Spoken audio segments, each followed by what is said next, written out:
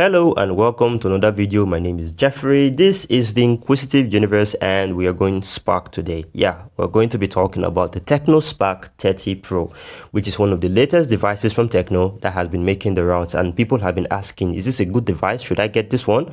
Well, hopefully we'll find out together at the end of this video. Now, before we begin, here are some key points to note. The Tecno Spark 30 Pro is a lower mid-range device from the Spark lineup. Whatever marketing will tell you, it's a lower mid-range device. Now, the Spark lineup in general is a lineup of phones that tends to offer a good balance between performance, which is the processor, SoC, cameras, and battery life. So maybe this would address the concerns that most of you have, but that's what the Spark lineup aims to achieve, and that's what the Tecno Spark 30 Pro is designed for, right? So without any further ado, let's proceed. Let's get into the review. This video was made in partnership with Pointech. Pointech is the one-stop gadget shop for all your tech needs, from smartphones, smartphone accessories, games, content creation tools, lighting, and so much more. When it comes to gadgets, we've got you covered. Our staff are here to make your shopping very easy and stress-free. So if you live in Warri, Efrun, Ughelli, Sapele, Abraka, Patani, Yanagwa, and environs, please visit us today at the Delta Mall, Efrun Roundabout. This is the place where quality meets affordability. Pointech, phones, and more. Alright, so let's start our review with the body. Now, as you'd expect at this level, this is a plastic phone, right? Yeah, so it's got a plastic frame and it has IP54 protection. IP54 is for water splashing, like from rainfall or from sweat and dust. Don't take this diving into your swimming pool. You'd regret it. Yeah, I want you to know that. So the edges are a bit curved, slightly. What you see here is that the top, you've got your Aero Blaster, your speaker grill up there.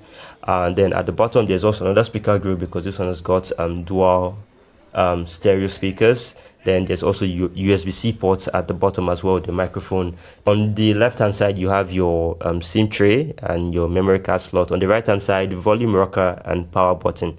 So the back, I like the color scheme of the back, but I'm not in love with the whole camera island thing. What is that? What were they planning to achieve?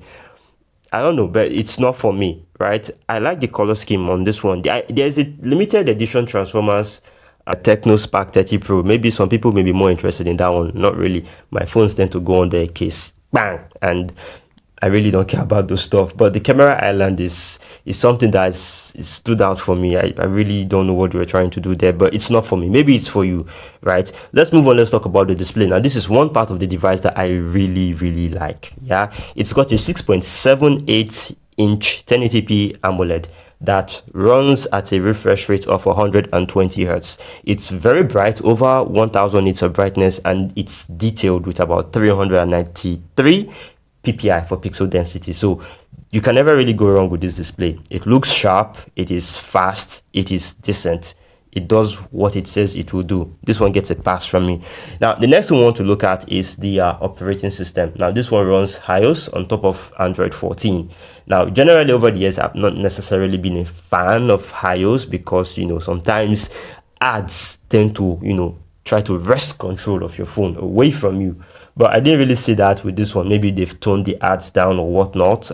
I got no problems handling this one. It was fast, it was snappy, it was okay. But do please take note that this is a review device. There's not been heavy load on it yet. Generally, I'd usually advise people, if you don't want to run into troubles while using your phone, make sure you have at least 10 gig free in your storage. But overall, I had no problems with this one whatsoever. So let's move on. Let's talk performance. Now, this one is powered by the quote-unquote all-new MediaTek Helio G100, and I have seen a few techies, whether I don't know if they're being illiterate or if they're being ignorant, they've come out to talk about the Helio G100 as a new processor that would come in that offers better performance over last-gen Helio G99 and whatnot. Please take note. The Helio G100 is the same processor as the Helio G99. It was only renamed because the Helio G99 didn't have support for up to 200 megapixel cameras. And then when we started seeing phones with G99 sporting 200 megapixel cameras, we called out their bullshit on it. And so they decided that, okay, fine, we're going to bring a processor that has support for 200 megapixel cameras.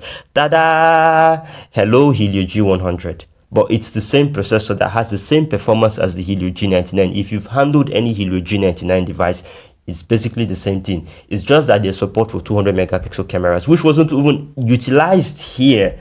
Okay, so the Helio G99 will give you around 400k on Antutu, which is good enough to handle games, native Android titles, emulated Android titles, all of the apps on Facebook. It will handle them fine. It's basically good for your day-to-day activities. It will work fine without any hanging or stuttering, so long as you don't, like clog up your storage, right? It is a good lower mid-range processor, and it will work fine. This is, if I tell people, if you want to go and if you are going out into the market and you want to, just get a phone for your regular heavy use or whatnot, the Helio G99 G100 is usually the best place to start from. So the performance on this one is great. I'm sure you're going to enjoy it, especially for casual users, right? Very heavy users who want to handle more difficult tasks and whatnot should probably go for something more powerful. This one, for the everyday user, it is great. For the average gamer, it is fantastic. So let's move on now. Let's talk about the cameras. Now, this is another high point of this device. This one comes with a 108 megapixel camera, main camera on the back, with a 0.08 auxiliary sensor. What are they still doing with that? Honestly, I don't know. Supports up to 2K video. That's the main camera now. Supports up to 2K video or 1080p video at 30 FPS. In the front, you have the selfie camera, 13 megapixel camera, which supports up to 1080p video. So here are the pictures from this one. And here is the selfie video. Yep. Don't look at my face, so my face was crusty that day. And this is a video from the main camera. So please tell me, what do you think? Do you think this is good? Please take note that this were taken under very good lighting, and that would have a great impact on the output that you see. I haven't really tested this in low light, so I don't really know how it would fare, but this were taken under very good lighting conditions. So again, you be the judge of that. Please make sure to watch this at least 720p so that you can get the full picture. Tell me what this is. For my money, this is a pass. This is a good one, right? So let's move on. Let's talk about battery life. Now, this one comes with about 5000 mAh of battery and 33 watts of fast charge. Should take you all day on a single charge, or at least 8 to 9 hours screen on time. And then for the charging speed, it's going to get you from 0 to 100 in about an hour or just over an hour. That's 33 watts for you. That's how it works. So battery life is okay on this one. Let's look at the other stuff that comes with this phone, the features, the communications and whatnot. Now, there is no 5G on this one, which is a gripe that I have with this one. I'm going to get to it later. There is no 5G. You get 4G here. There is 4G, 3G, 2G. There's Wi-Fi 5. There's Bluetooth 5.3. There's an IR blaster. Okay, and then there's a USB-C port on the bottom. We've said that before. There's stereo speakers. There's a 3.5mm jack. There's support for FM radio. And there's an under-display fingerprint sensor or scanner, depending on whatever you want to call it, which is actually quite decent. And of course, there's an accelerometer. There's a gyroscope. There's a proximity sensor, and there's a compass. Standard fare, what you'd expect from any lower mid-range phone. Let's talk about the pricing finally. There are two variants. There is the 8 128 gig storage version, and then there's the 8 256 gig storage version. Both of these retail for 258,000 and 296,000 respectively. Now, I really can't complain or knock this one. Personally, I would advise most people to just go for the 8 128. Heavy users will probably go for the more expensive version because that's what they're charging now. The economy is not what it is anymore. And I think I did a video on the top 5 phones you can pick up for 250k, and this one is actually no different from what was existing before. So I guess that's that. I'm really not going to complain much. So yeah, let's round up. What do I like about this device? The performance is okay, it's good, can handle games, tasks, emulation up to a certain point. Yeah, the cameras are okay, the display is okay, the battery life is okay. What do I not like about this device? Well, the camera island, for example, it's a turn off for me. That's the first one. Secondly, there's no 5G. I mean, honestly, yes, we know 5G isn't really a thing now, but our ISPs are probably the ones at fault to blame here. But I believe things will get better.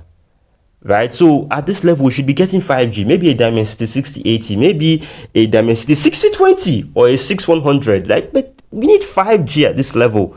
It's not here for the prices that they are quoting, honestly, right? So that's mostly that. Overall, it's a great device. You can go out and pick it up. Do I recommend it? Yeah, I do.